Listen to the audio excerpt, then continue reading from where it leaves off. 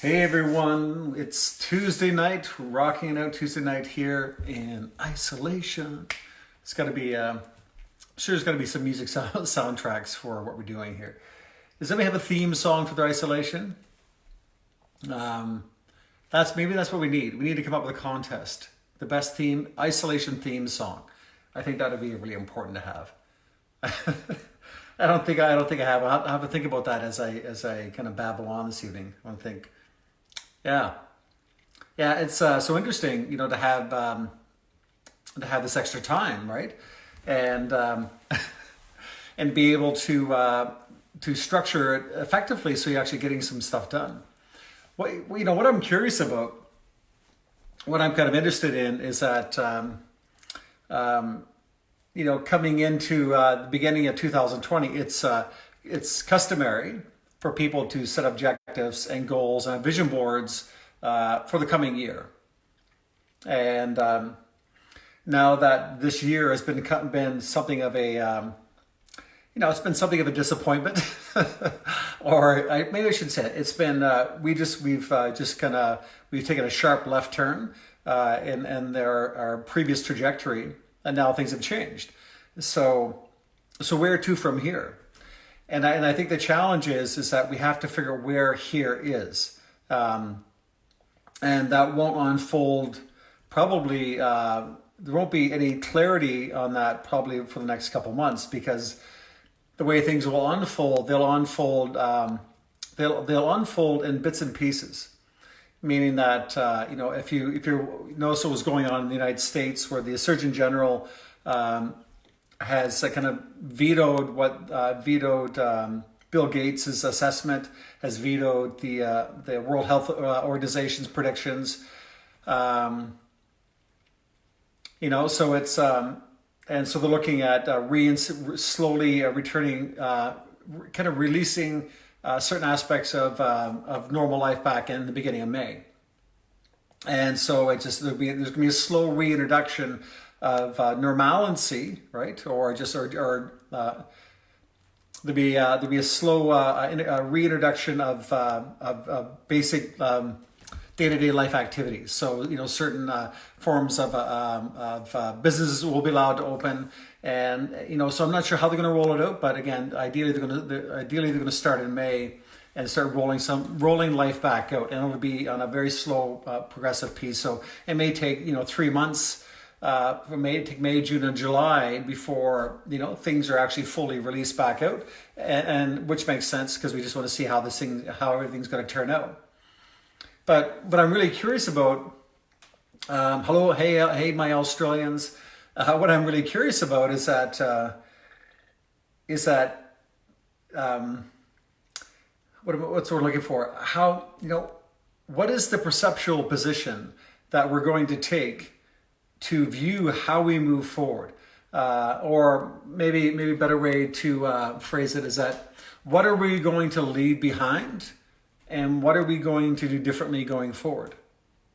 Now it's one thing to say it. It's one thing to say, well, isolation and and this period in time, and the quarantine and the loss of income, it's really shown me what's really important.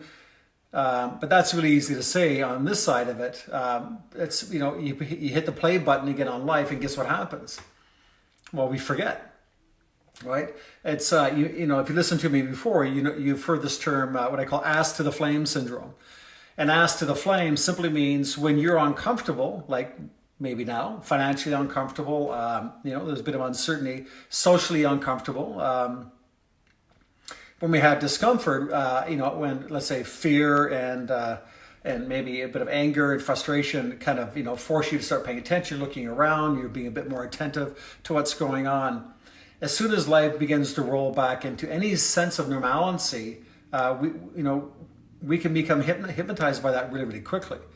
So it's interesting to see what we're willing to leave behind, what we consciously want to leave behind, and what we consciously want to bring forward, or to kind of create or co-create in the months and years to come. Because we talk about the new normal and not getting back to normal. Well, it's just, so what's normal? You know, what's normal, or what's preferable, right? What do we, I guess it's hard to say this without actually, without making it sound like an accusation. So I'll just speak from my own point. So if I look at financially, the things I want to do is that I want a bigger financial buffer, right? I want, my intention is to have 2 to 3 years worth of income sitting in a bank, right? And making sure that, I have no credit card debt, going into 2021, that my credit card debt is eliminated. And I'm not so widely dispersed in the things that I'm doing. So, being able to ideally drop a few things that I'm doing, and then some business projects, start collaborating more.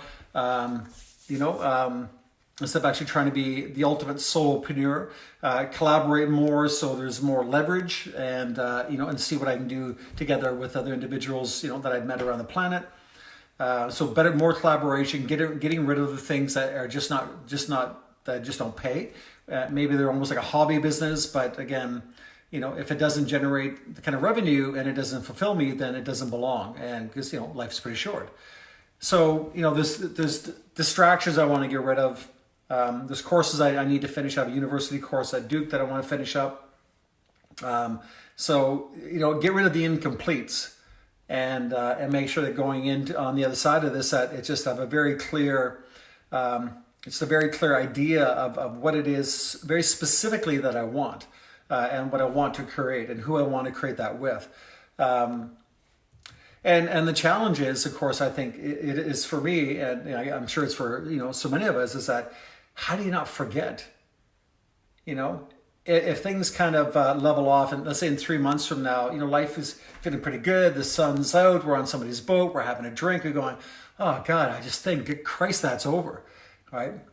It's great to feel good about, life being somewhat, less stressful and less uncertainty. But it's, it's like they say with Remembrance Day, wearing little poppies, right? Lest we forget. We don't want to forget the lessons that are being given to us right now. We don't want to forget the lessons around, being cocky with our health and our immunity, right? There's a terrible lesson, for the world. How many of our seniors and how many of our parents or grandparents, for some people around the world, that have been taken away because they were smokers for 50 years, or ill health. And, how many of us are, we can't take our health for granted. We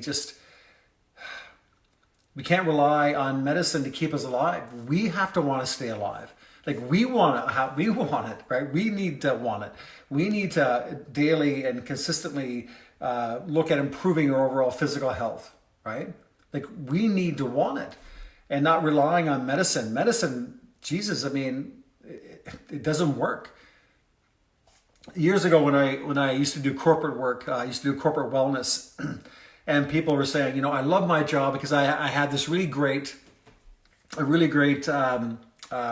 benefit package. I said, listen, if you have to tap into your benefit package, you're ill, you're sick, you're broken, you're missing a limb. That's not a benefit. A benefit package of life insurance, so that means that it's only effective if you're dead. Chiropractic treatments are only efficient if you're in pain and your back's gone out. Right? Doctor's visits are paid for, it's not really a benefit, because it's all about saying, well, okay, it's okay for me to get ill or blow my back out or not pay attention because I've got benefits. Dude, it's not a benefit. Just a really back-ass word way of looking at things. Not a benefit at all. And I think we were in this false sense of security. Right? I'll just go see the doctor. I don't want to see my freaking doctor. He doesn't do me any good. I want to take it upon myself as much as possible, right? Within reason, without being too weird about it. I'm not going to do my own surgery. No, I'm not going to do my own surgery. But I want to understand as much as I can about how do I care for myself? How do I build a strong immunity? How do I make sure that my lungs are healthy? What do I need to change in my dietary behavior? What do I need to change in my sleep cycles? How do I need to contend with stress? Jesus, all that information is out there. We just the reliance cannot be on a medical model. It's not a healthcare system. It's a disease management model, right? And one of my great mentors, Dr. Michael Jones, he said this very poignantly many years ago. He said, people have this wrong idea about the medical model. It's about disease management. It's about managing conditions. It's not about fixing anything. It's not about a cure. It's about managing a disease process. That's what it's for, right? Surgery, like when people go in for a surgery on their knee or their back, it's not about making it better, like a hip surgery or getting a hip replacement. It's about managing a problem. It's managing a disease process. And we're under this illusion that it's about healthcare. That's not what it is at all. I mean, man, I have, don't get me wrong, I have so much respect for doctors, and especially trauma surgeons and what they can do.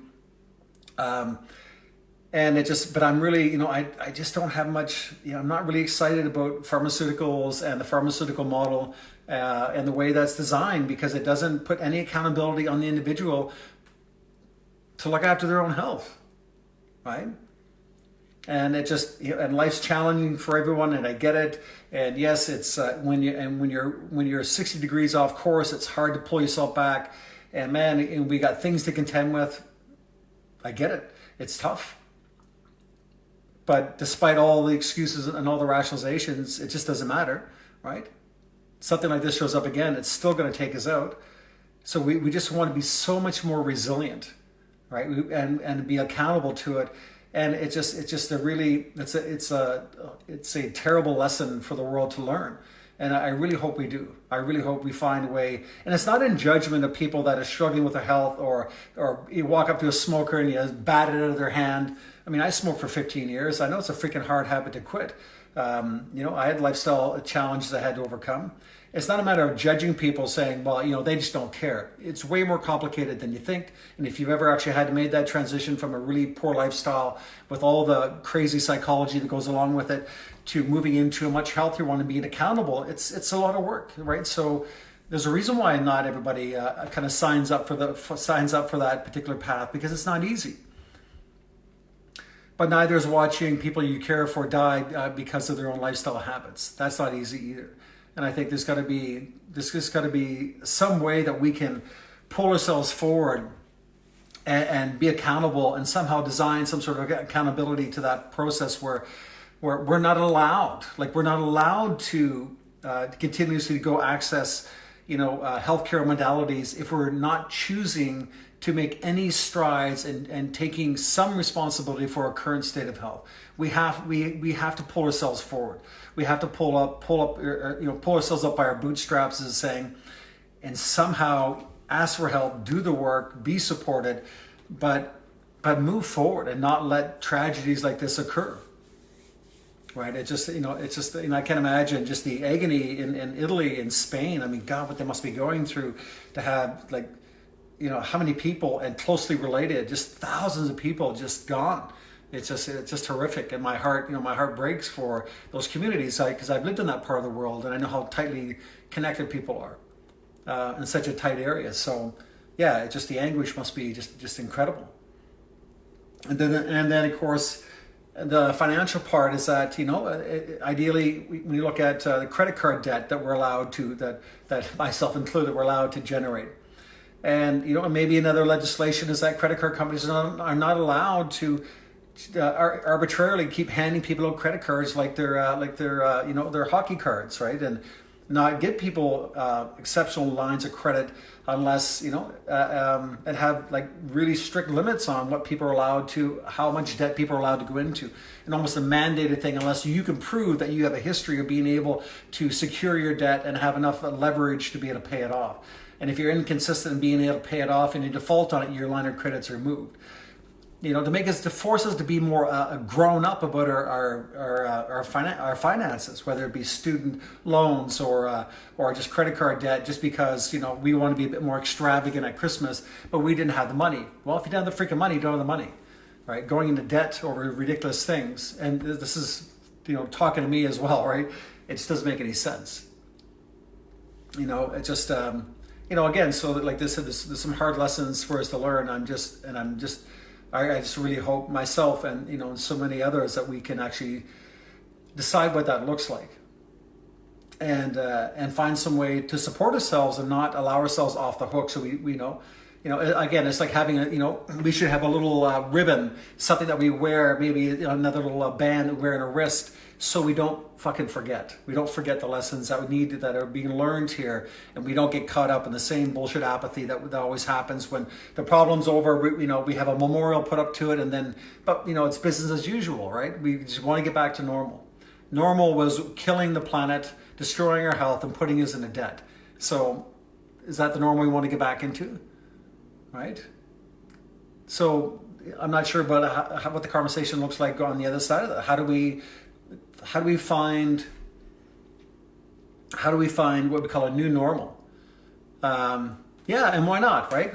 Sharon, so don't let me forget that, right? Let's create something, right? Let's create something, and lest we forget, something similar to what you do for Remembrance Day, but so we don't remember what's going on now, right? Something, so we can actually collaborate on that, come up with an idea so that we don't forget. It's way too important of a time in history to let this just bypass without any giving it any further thought or consideration. But it's what was I going to say? I lost my train of thought here. But I think there's so much. Oh, I know what I was going to say. So the idea going forward is just that there's a way to kind of hold yourself perhaps a little bit accountable. And here's how I try. Now, again, when I talk about stuff, it's not like I'm talking to you because you're the one making the mistake and I'm standing on a freaking high horse here. I'm a part of the crowd. I'm just initiating the conversation, right? So, so I have the same struggles, and I want to make sure, which is why I have these conversations, which I'm kind of just talking out loud and thinking out loud because, well, you're not out of my house apparently. So, how else am I going to have this conversation? So doing it this way helps me work it out. And then I get people like Paul and Sharon and Rebecca and my brother Glenn, and so we can actually further the conversation, right? I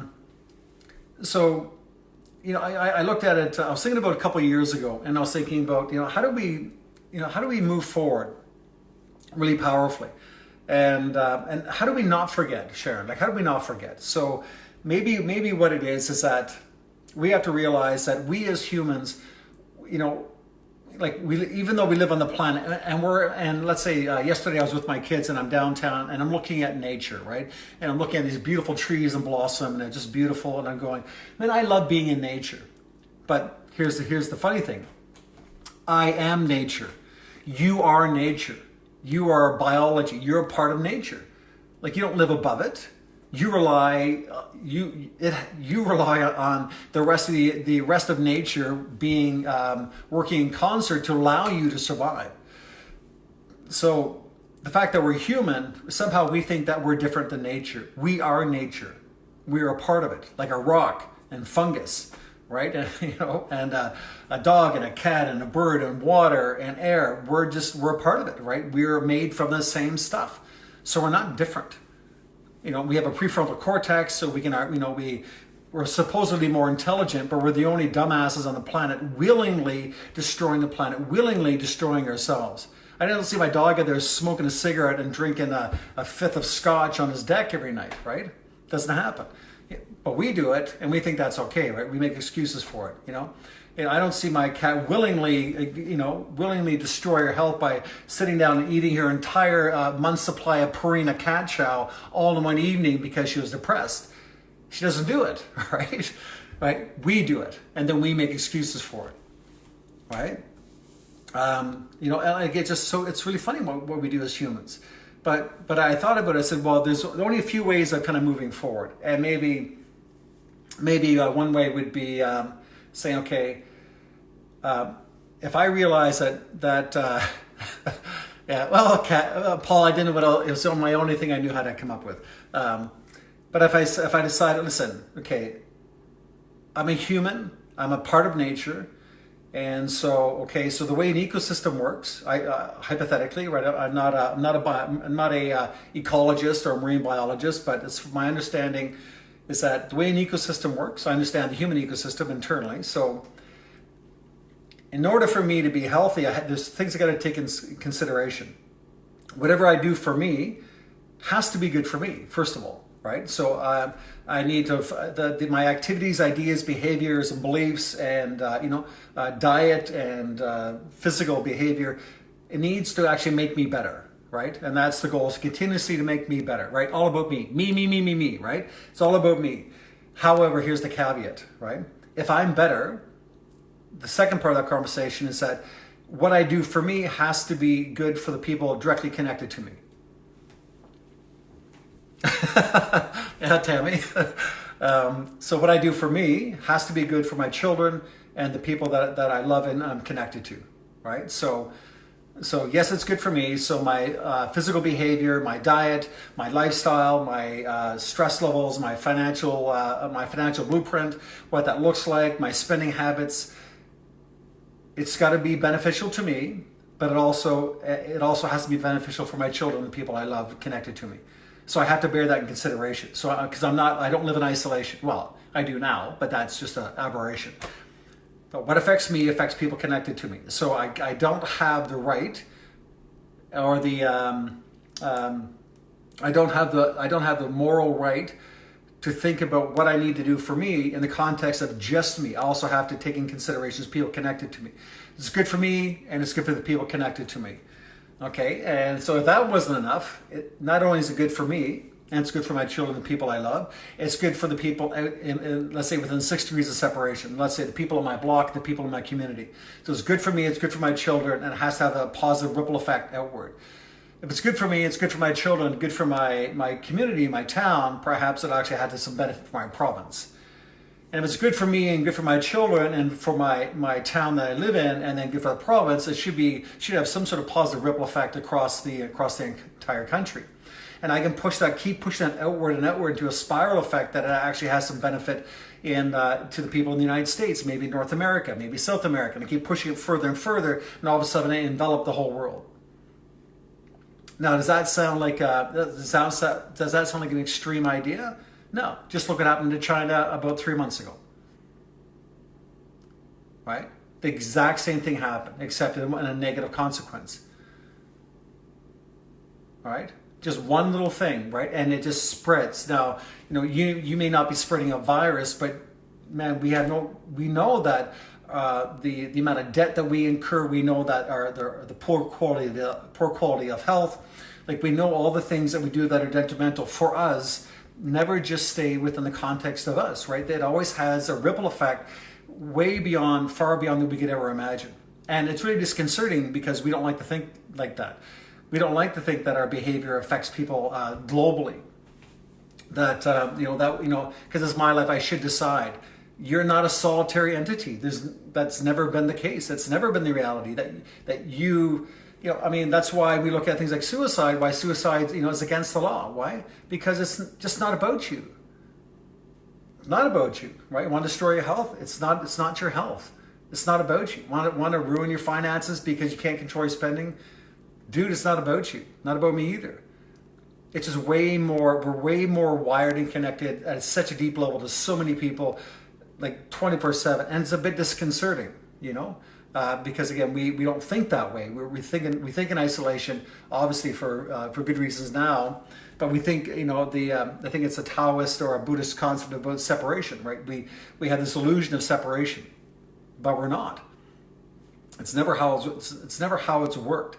And when we think in separation, well, organisms that, and I'm sure you've heard this illustration before, organisms that work independently, that actually become a bit rogue, that don't actually work for the benefit of the organism, tend to be called cancerous. And so as our behavior, because we struggle with orientating ourselves enough to stay healthy enough, to really be more financially, fiscally responsible, to move our life forward in the direction that's supposed to be moving,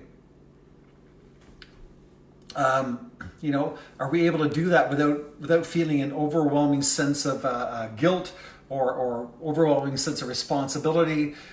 But regardless of how we phrase it or how we think about it, whether we like it or not, it's the reality. It really is. And and there's no perfect way forward other than the fact that if we can develop some really incredible self-honesty and certainly not forget the lessons that are being learned, and because the wounds that this creates, you won't go away in a big hurry, because economically it's going to take us a while to recover. And we know that. Emotionally, for a lot of people that have lost loved ones over the last month or so, it'll take a while for people to recover. It's very traumatic, but we don't want to forget either. And I think that's the important thing. So my question is, how do we not forget? Lest we forget, right? How do we not forget? Forget that our environment is healing, because we stop dumping, absentmindedly stop dumping garbage into our environment. And so there's actually clear skies and clear water in parts of the world. That's extraordinary. So how do we not lose that, right? It's just how do we return more financially mature and stable on the other side of this? How do we step into our health? How do we step into our relationships more powerfully? I don't know what the answer is. I'm just asking. But I think they're really important ones to ask, because I'm really afraid that coming out of this, we just won't pay attention enough. And we'll be glad that things go back to normal. In fact, we don't want to go back to normal. It's not what we want. We think we want that, but it's not what we want, because normal wasn't good, right? Normal really wasn't working, right? We were placated, maybe a bit numb, and maybe life wasn't that bad, perhaps, but globally and collectively, it wasn't good. So yeah, so I'm excited. I'm excited to see what we can come up with. And again, I push these conversations forward not because I have an answer. It's just because I have a question. And if I ask the question loudly enough and to enough people, that somebody maybe somebody smarter than me with more insight, with maybe another creative way of looking at it, yeah, we'll pick it up. We'll pick it up, and maybe we'll start a conversation that hopefully won't end. And that 16 months from now, we're still having this conversation, saying, "Yeah, no, I'm still, I'm still focused. I'm not going back. I'm not going back to what I was doing before. I'm not letting that happen again," right? And we don't let our governments, we don't let the medical community, we don't let ourselves off the hook. We make sure that we don't go here again, and find a much better way, so that if something does show up again, that we're prepared for it. We're healthier. We're more financially responsible. We've got things in place. We just don't want to invest all of our money waiting for the next coronavirus to come through and spend all our money on that, and still we're not any healthier, and we're not any more intelligent, and we haven't buffered our financial blueprint. We haven't taken any of those, put those things into place, which are really important, right? Those things need to be in place too. I don't want a vaccination, right? I want to be healthier, right? I don't want a vaccination. I want more money in the bank, and I don't want a vaccination. I want our environment to be better. I want more of us to be stronger, so when something comes up, that we are not immunocompromised, and we can take whatever fucking nature can throw at us, right? I don't want to be weak and hiding and needing something. Needing medical intervention, because I'm just too weak. Now, granted, I understand that there's people that are immunocompromised by no fault of their own. So this is not a judgment, to people that actually have those challenges. People that have organ transplant, and they're using anti-rejection drugs, and there's people that went through cancer, and I understand that there's people with that are immunocompromised. But even in that space, there's so much more we can do. So much more we can do to improve the quality of our health, to improve the overall quality of our physical fitness, to slight changes in dietary lifestyle, changes in sleep patterns, stress level. There's so many things that we are so capable of doing. We just need to step up and bear the burden of responsibility of owning up to those challenges, and seek the help out and ask for the help, and so that we can move forward. It's like the Judeo-Christian concept of, everybody needs to carry their own cross, right? You got to carry your own cross, right? You got to bear the burden of your suffering, and you got to bear it. because nobody can carry the cross. Nobody can carry your cross for you. You got to do it. But you don't have to do it alone. That's the thing. And you can get this tremendous amount of great advice out there.